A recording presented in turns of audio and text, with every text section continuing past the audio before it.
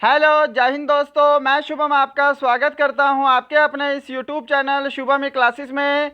जैसा आप सभी को पता है, आज संडे है और हर संडे को हम एक आर्मी का बिल्कुल कंप्लीट मॉडल पेपर डिस्कस करते हैं।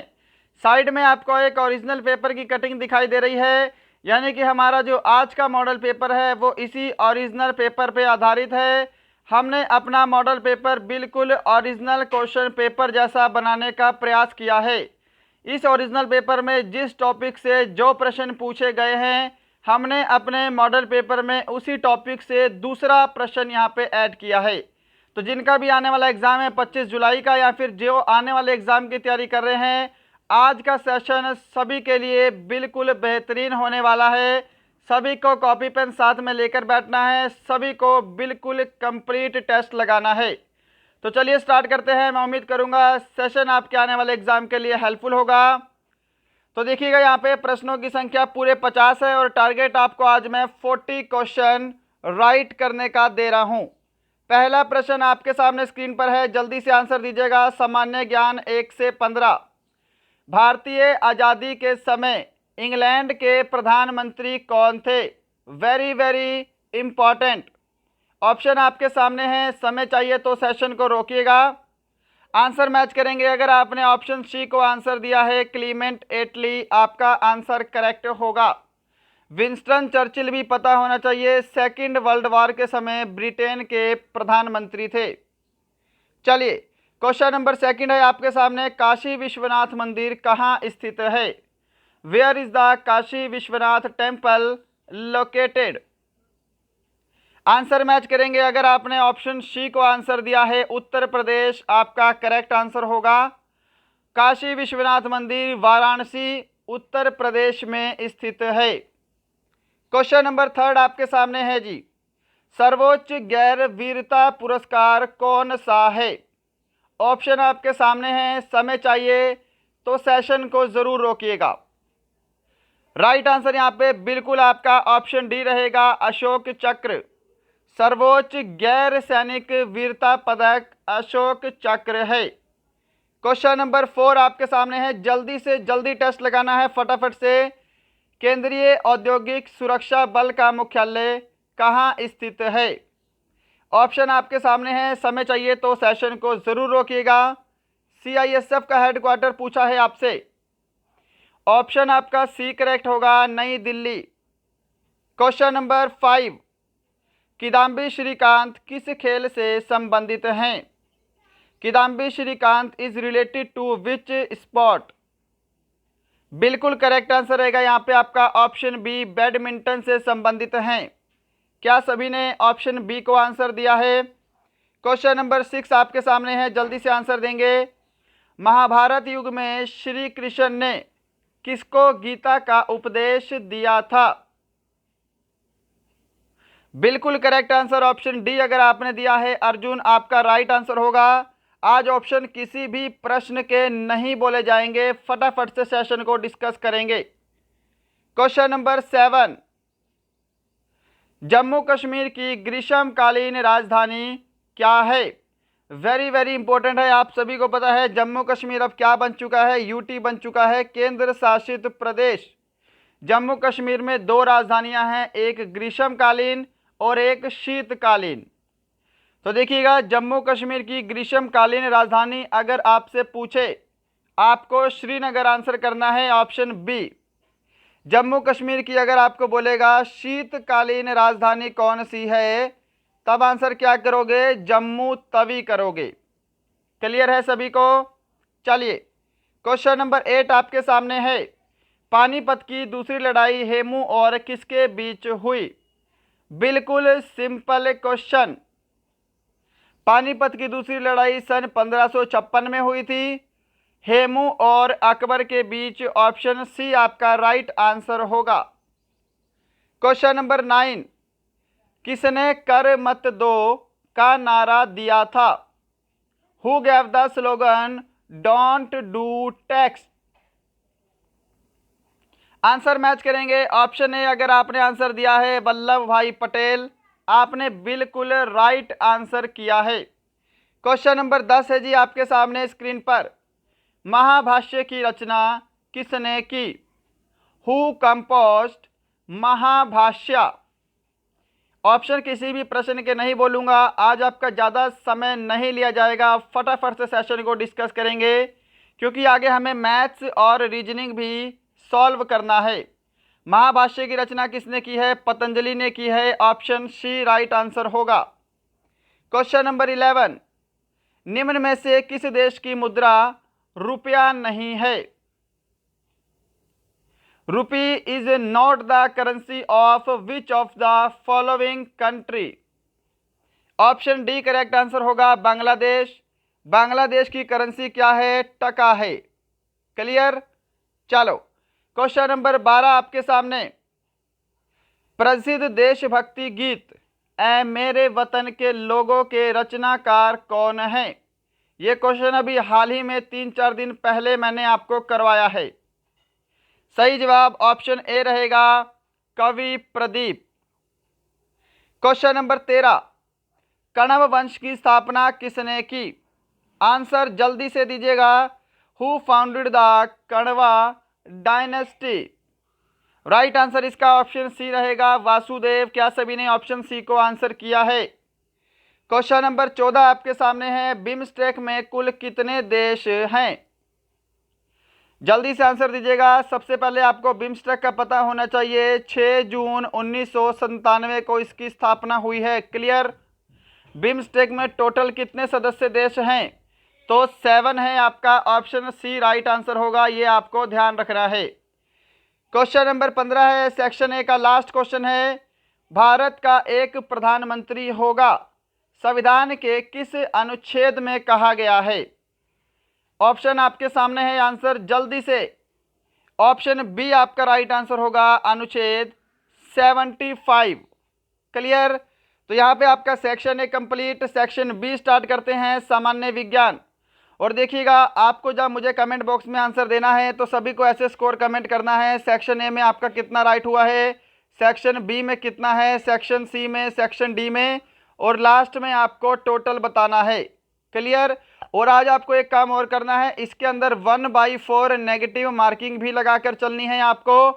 और आपके फिजिकल में कितने नंबर हैं साथ में वो भी कमेंट करिएगा, ताकि मुझे पता लग सके कि आपका स्कोर कितना है, आपके फिजिकल के हिसाब से आपका कितना स्कोर बनता है। क्लियर? चलो क्वेश्चन नंबर 16, गैसों के विसरण का नियम किसने प्रतिपादित किया? तो आंसर मैच करेंगे। अगर आपने इसका राइट आंसर ऑप्शन सी को दिया है, ग्राहम, आपका करेक्ट आंसर होगा। गैसों के विसरण का नियम ग्राहम ने प्रतिपादित किया था।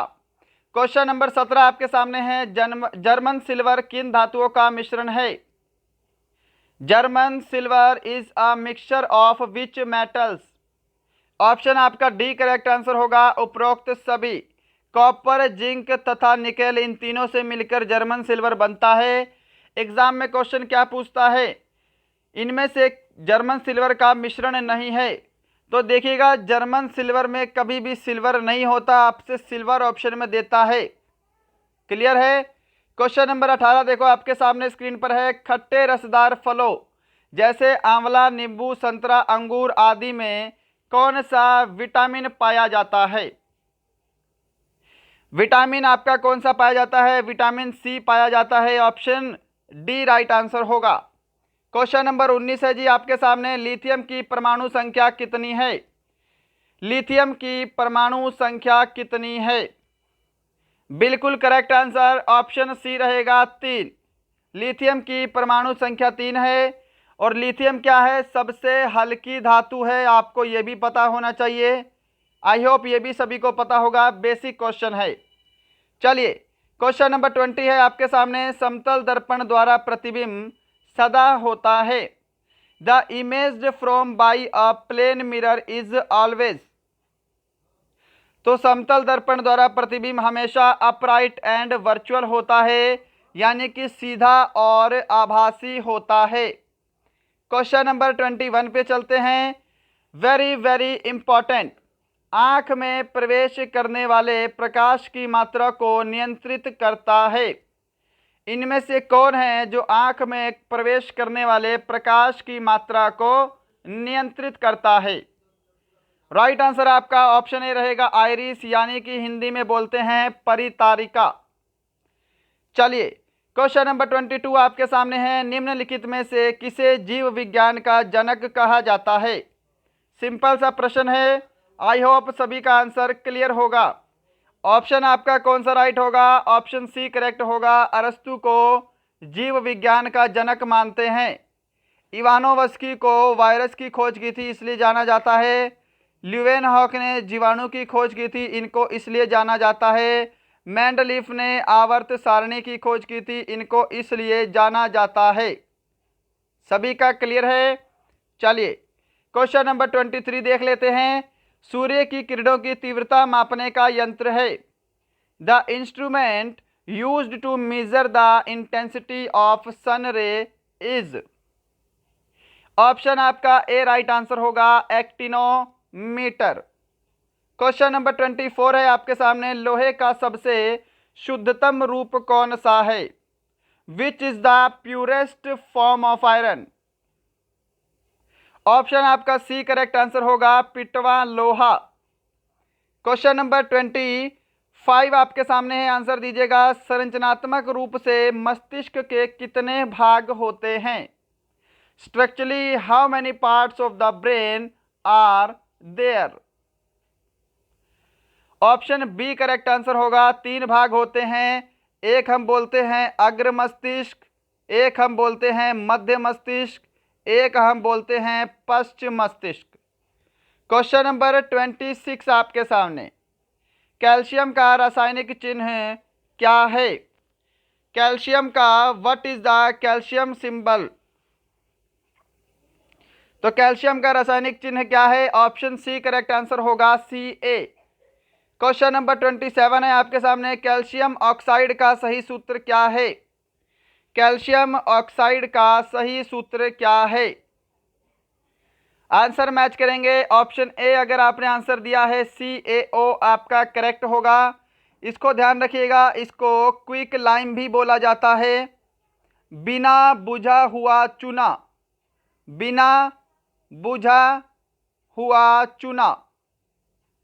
क्लियर है सभी को? इसको बर्न्ट लाइम भी बोलते हैं।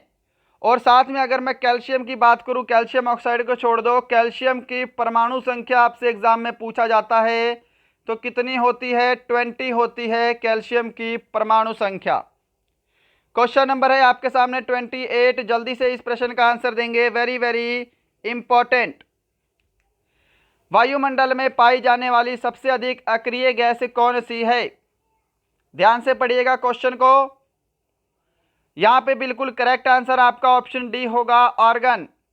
ऑर्गन गैस सबसे अधिक वायुमंडल में पाई जाने वाली अक्रिय गैस है। जीनोन कौन सी गैस है? जीनोन को हम जानते हैं कि यह वो अक्रिय गैस है जो यौगिक बनाती है, आपको ध्यान रखना है।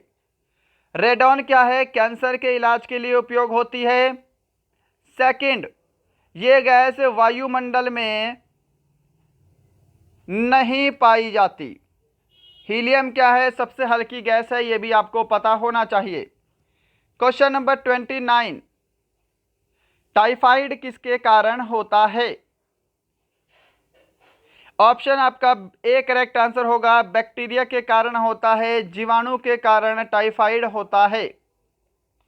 इसी के साथ क्वेश्चन नंबर 30 है और आपका सेक्शन ए सेक्शन बी का लास्ट क्वेश्चन। मानव शरीर की सबसे लंबी अस्थि कौन सी है? Which is the longest bone in the human body?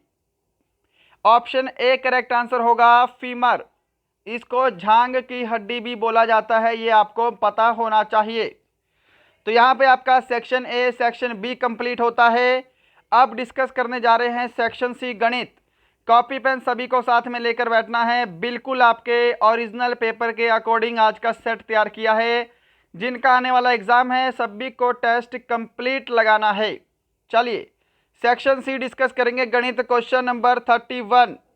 Answer जल्दी से दीजिएगा इस प्रश्न का कि किसी कस्बे में महिलाओं और पुरुष का अनुपात 4:7 है तथा उनकी कुल जनसंख्या 220 है, तो पुरुष की जनसंख्या ज्ञात करो। सिंपल सा क्वेश्चन है। देखिए कुल जनसंख्या कितनी है आपकी 220 है। रेशो में टोटल कितने का है आपका 7 का 4:7 यानी कि 11। आपको बताना है किसकी, पुरुषों की जनसंख्या, तो पुरुषों का कंपोनेंट 7 है, 7 से मल्टीप्लाई कर दो। समझ पा रहे हो, ऐसे कर लो। देखो 220 टोटल जनसंख्या है, ये 7 और 4 कितने होते हैं 11 होते हैं। पुरुषों की जनसंख्या बतानी है तो आपको क्या करना है 7/11 से मल्टीप्लाई कर देना है। कैसे कैंसिल करेंगे, यहाँ पे आपका 20 आएगा और यहाँ पे आपका 140 आएगा। ऑप्शन सी करेक्ट आंसर होगा। क्वेश्चन नंबर 32 की तरफ चलते हैं। आपके सामने स्क्रीन पर सीरीज दे रखी है आपको 1, 3, 5, 7, 9, 11, 13, 15 का औसत ज्ञात करें। तो देखिए औसत क्या होता है, संख्याओं का जोड़ डिवाइड बाई कुल संख्या। क्लियर। अब आपको मैंने हमेशा एक चीज बताई है कि जब भी कोई सीरीज आपको दे और उस सीरीज का जो डिफरेंस है वो हमेशा सेम रहे तो आपको क्या करना है, औसत निकालने के लिए आपको पहली संख्या और लास्ट संख्या को जोड़ के 2 से डिवाइड कर देना है। डायरेक्ट आपका एवरेज आ जाएगा। पहली संख्या 1 है, लास्ट संख्या 15 है, डिवाइड बाई 2 यानी कि 16/2, इसका औसत आएगा 8। ऑप्शन ए करेक्ट आंसर होगा। क्वेश्चन नंबर 33 आपके सामने है, सिंपल सा प्रश्न है, आंसर दीजिएगा। क्वेश्चन बोला है कि 6/7 - 3/4 को सोल्व करो। आप एलसीएम लेकर भी सोल्व कर सकते हो, डायरेक्ट तरीका भी है इसका।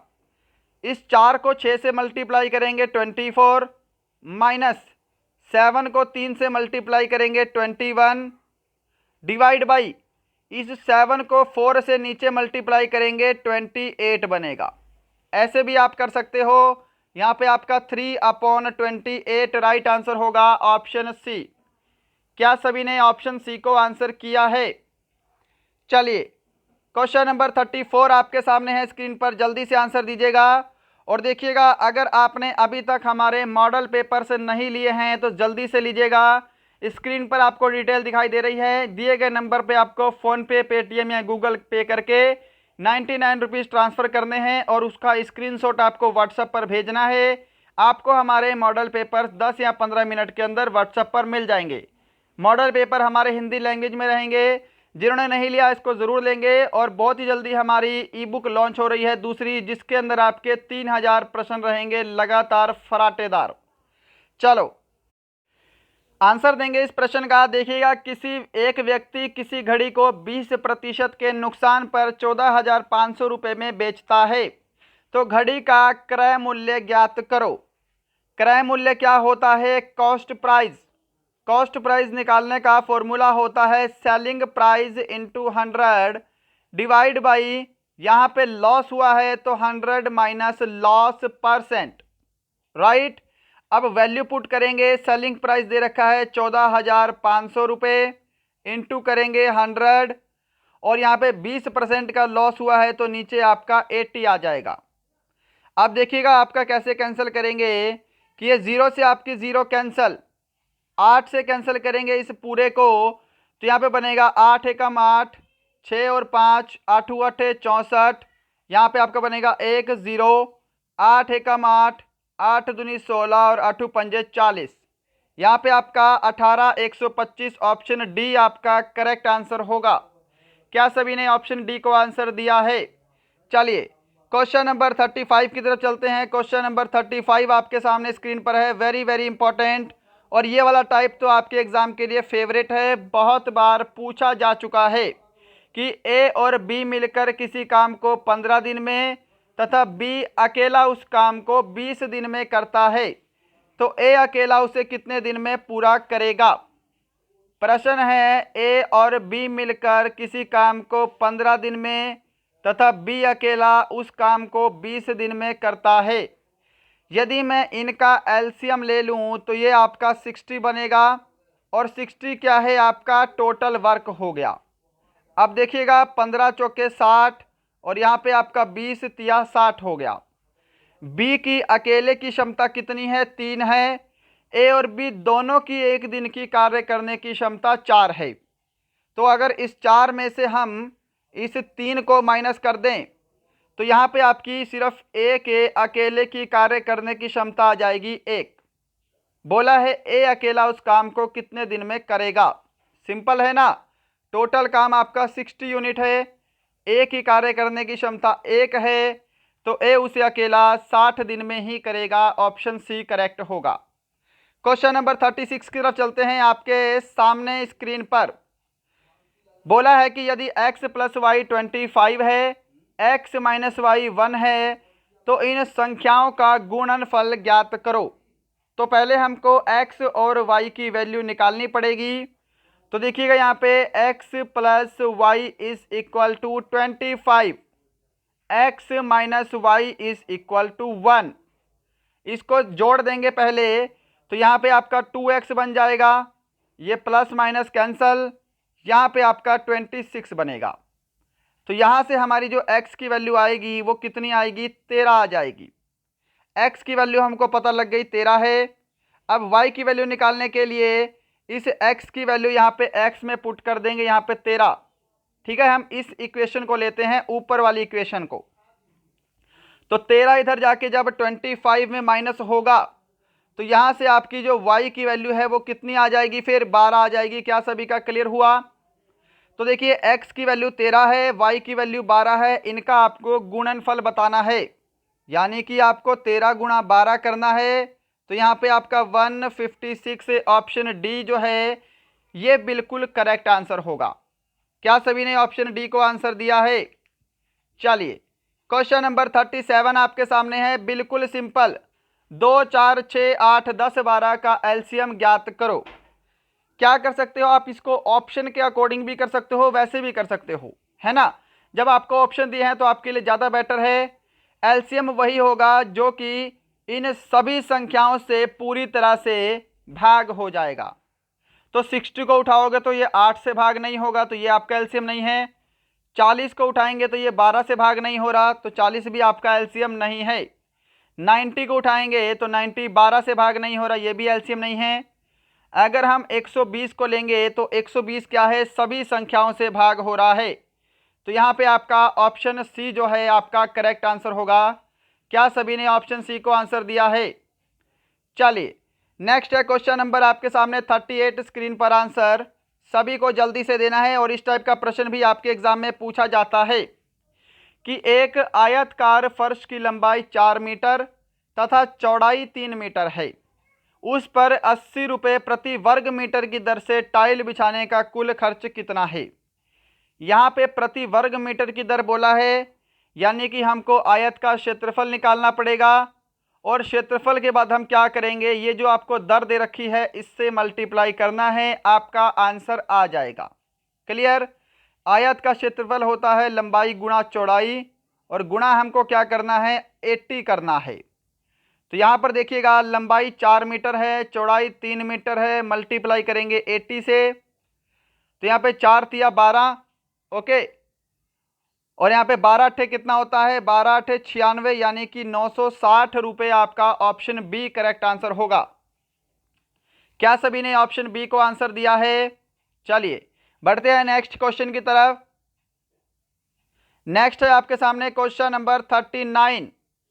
एक दुकानदार ने एक पैकेट काजू 144 रुपये में बेचकर उतने ही प्रतिशत का लाभ कमाया जितना उसका क्रय मूल्य था। वस्तु को बेचने में कितना लाभ हुआ। देखो ये वाला प्रश्न अगर आप ऑप्शन से करोगे तो बहुत जल्दी सॉल्व होगा, वैसे तो आप इसकी लैंग्वेज में ही फंस कर रह जाओगे। ठीक है, तो मैं आपको पहले ऑप्शन से सॉल्व करवाता हूं जो कि ज़्यादा बेटर रहेगा। देखो ऑप्शन बी आपका करेक्ट है कि यदि वस्तु को बेचने में 64 रुपये का लाभ हुआ है। क्लियर, यानी कि 144 की जो बेची है हमने, इसमें से अगर हम इसका लाभ माइनस कर देंगे तो हमारा क्रय मूल्य आएगा, है ना। तो यहाँ पे जो आपका क्रय मूल्य है वो 80 रुपये है। अब बोल रहे हैं कि उतने ही प्रतिशत का लाभ हुआ जितना उसका क्रय मूल्य है, तो ये वाली लाइन आपको सेटिस्फाई करवानी है। देखो 80 रुपये क्रय मूल्य है, कितने की बेची है, 144 की बेची है, तो 64 रुपये का लाभ हुआ है। क्लियर। तो लाभ गुणा 100 बटे क्रय मूल्य कर दो, हमको लाभ प्रतिशत निकालना है, आपका 80% ही लाभ आना चाहिए क्रय मूल्य के बराबर। तो देखिएगा 0 से 0 कैंसल, 8 8 64, 80% लाभ आ रहा है ना, तो ये आपका सेटिस्फाई कर रहा है, यानी कि आपका जो है 64 ऑप्शन बी करेक्ट आंसर होगा। क्लियर। चलिए क्वेश्चन नंबर 40 है आपके सामने कि किसी धनराशि पर 8.1/3% वार्षिक साधारण ब्याज की दर से 5 वर्ष में 875 रुपये ब्याज मिलता है, तो मिश्रधन आपको बताना है, मिश्रधन क्या होगा। तो देखिएगा मिश्रधन क्या होता है, आपका मूलधन प्लस ब्याज होता है। क्लियर। ब्याज तो आपको 875 रुपये ऑलरेडी दिया हुआ है, आपको मिश्रधन निकालना है, जो भी मिश्रधन आएगा उनको जोड़ेंगे तो आपका यहाँ पे राइट आंसर हो जाएगा। क्लियर है। तो देखिए यहाँ पे आपको क्या निकालना है, पहले धनराशि निकालनी है, राइट। तो मूलधन निकालने का फॉर्मूला क्या होता है, प्रिंसिपल का सिंपल इंटरेस्ट इनटू 100, नीचे आपका होगा rate of interest into time. Clear. अब देखो यहाँ पे सॉल्व करते हैं, सिंपल इंटरेस्ट 875 रुपये दिया है इनटू 100, नीचे क्या है, समय आपको दे रखा है 5 वर्ष और दर दे रखी है 8/1/3। इसको सोल्व करेंगे तो यहाँ पे 25/3 हो जाएगा, 3 आपका ऊपर चला जाएगा। क्लियर। अब देखो यहाँ पे कैंसिल करते हैं, पहले इसको 25 से कैंसिल कर लेता हूँ 25 से, तो यहाँ पे 25 दिया कितना हो गया, 75 हो गया। तो यहाँ पे आपका 25 पंजे 125, फिर 5 से कैंसिल करूंगा, 5 सत्ते 35, 7 या 21 और 21 को 100 से मल्टीप्लाई करेंगे तो 2100 बनेगा, यानी कि जो आपका मूलधन है वो कितना आया है, आपका 2100 रुपये आया है। अब इस 2100 में 875 को जोड़ दो, आपका क्या आ जाएगा, मिश्रधन आ जाएगा। क्लियर। तो यहाँ पे 5, यहाँ पे 7, यहाँ पे 9, यहाँ पे 2, 2975 ऑप्शन आपका बी करेक्ट आंसर होगा। क्या सभी ने ऑप्शन बी को आंसर दिया है। क्वेश्चन नंबर 41 आपके सामने है, आंसर देंगे। 6 अंकों की बड़ी से बड़ी संख्या में से 4 अंकों की छोटी से छोटी संख्या घटाई जाए तो शेष क्या बचेगा। फटाफट से कर लेते हैं इसको। 6 अंकों की बड़ी से बड़ी संख्या क्या होगी, 1 2 3 4 5 6, 6 बार 9 9 कर दो। 4 अंकों की छोटी से छोटी संख्या क्या होगी, 1 2 3 4, यही होगी। अब माइनस कर दो, सिंपल माइनस करेंगे, 9 9 9 8 9 9, कहाँ पे है, ऑप्शन आपका बी करेक्ट आंसर होगा। क्लियर। क्वेश्चन नंबर 42 आपके सामने है, स्क्रीन पर आंसर देंगे। 2744 का घनमूल आपको बताना है, क्या होगा, 2744 का आपको घनमूल बताना है। तो यहाँ पे 14 आपका करेक्ट आंसर होगा, अगर हम 14 की क्यूब करेंगे तो आपका 2744 बनेगा। Is that clear. चलिए नेक्स्ट है क्वेश्चन नंबर 43 आपके सामने, स्क्रीन पर जल्दी से आंसर देंगे कि किसी कैंटीन में 12 दिन के लिए 240 किलो की आवश्यकता है, तो 18 दिन के लिए कितने किलो की आवश्यकता होगी। सिंपल है ना। देखो 12 दिन के लिए कितने केले चाहिए, 240 केले चाहिए, तो एक दिन में कितने किलो की आवश्यकता होगी, एक दिन में 20 किलो की आवश्यकता होगी। क्लियर। अब अगर एक दिन में 20 केले चाहिए तो 18 दिन में कितने केले चाहिए, 18 गुणा 20 कर दो, यहाँ पे आपका 360 रुपये राइट आंसर होगा, ऑप्शन बी। क्लियर है सभी को। चलिए क्वेश्चन नंबर 44 देखते हैं आपके सामने। निम्न में से कौन सी संख्या 4 से पूरी तरह विभाजित हो जाएगी। ध्यान रखिएगा, पूरी संख्या को सोल्व नहीं करना है। अगर कोई भी संख्या 4 से विभाजित होती है तो उस संख्या के लास्ट के 2 डिजिट आपको चेक करने हैं। अगर लास्ट के 2 डिजिट 4 से भाग हो रहे हैं तो पूरी संख्या 4 से भाग हो जाएगी। अगर आपको बोले कोई संख्या 8 से पूरी तरह विभाजित है तो लास्ट के आपको 3 डिजिट चेक करने हैं। अगर किसी संख्या के लास्ट के 3 डिजिट 8 से भाग हो रहे हैं तो वो पूरी संख्या 8 से भाग हो जाएगी, राइट। देखो यहाँ पे आपको लास्ट के 2 डिजिट देखने हैं, तो 24 ही ऐसा डिजिट है जो 4 से पूरी तरह से भाग हो रहा है, तो यानी कि ये पूरी संख्या 4 से भाग हो जाएगी। ये डिविजिबिलिटी रूल है, आपको पता होना चाहिए था। क्वेश्चन नंबर 45 है और मैथ्स का लास्ट क्वेश्चन है। इसके बाद 5 प्रश्न रीजनिंग के रहेंगे। इसका आंसर देंगे, किसी वर्ग का क्षेत्रफल 256 वर्ग मीटर है तो इसके परिमाप के 3 गुणे का मूल्य क्या होगा। वर्ग के क्षेत्रफल का फॉर्मूला होता है ए स्क्वायर, वर्ग का परिमाप होता है 4a, राइट। ए स्क्वायर की वैल्यू 256 दी है तो ए की वैल्यू कितनी आ जाएगी, यहां से 16 आ जाएगी। अब देखिए परिमाप कितना होगा, 4 गुणा 16 करेंगे तो यहां पे 64 हो जाएगा। परिमाप के 3 गुणे का मूल्य बताना है तो 64 को फिर 3 से भी गुणा कर दो, 4 तिया 12 कर दो, हासिल 1, 6 तिया 18 और 1 19, 192। ऑप्शन सी करेक्ट आंसर होगा। क्लियर। तो यहाँ पे सेक्शन सी भी आपका कंप्लीट होता है। सेक्शन डी है आपका रीजनिंग का। जल्दी से इस प्रश्न का आंसर दीजिएगा, यहाँ पे कौन सा लॉजिक लग रहा है। आंसर देंगे, देखिए विषम पद का चयन करना है आपको, तो ये आपकी 5 की क्यूब है, ये 7 की क्यूब है, ये आपकी ऑप्शन जो सी है 519 ये किसी का भी क्यूब नहीं है, राइट। ये आपका 9 का क्यूब हो गया, 519 किसी का भी क्यूब नहीं है, तो यहाँ पे ऑप्शन सी आपका राइट आंसर होगा। क्लियर।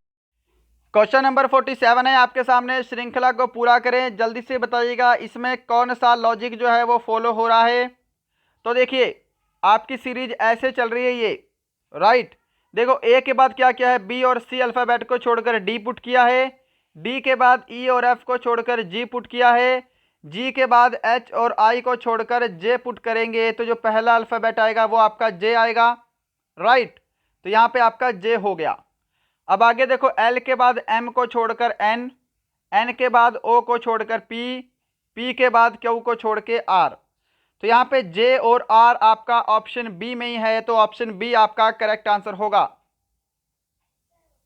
चलिए क्वेश्चन नंबर 48 की तरफ चलते हैं। क्वेश्चन नंबर 48 आपके सामने है कि यदि z इज इक्वल टू 26 है, NET इज इक्वल टू 39 है तो NUT की वैल्यू बतानी है।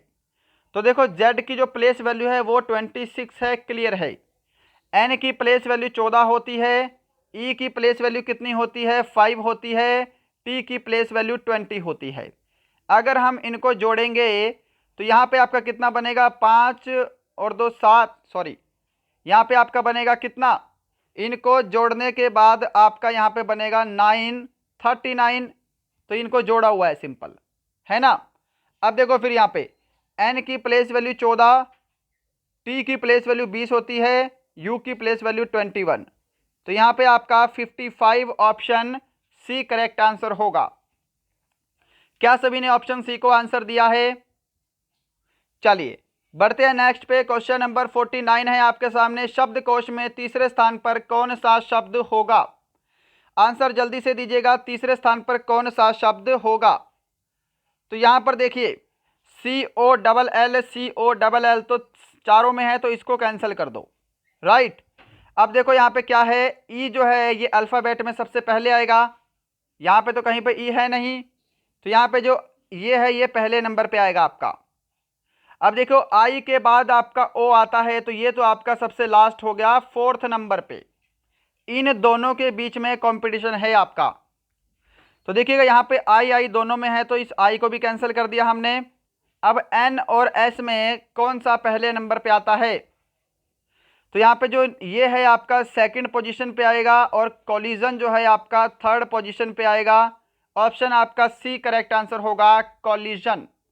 क्या सभी ने ऑप्शन सी को आंसर दिया है, ये आपको डिक्शनरी के अकॉर्डिंग लगाने हैं, क्लियर।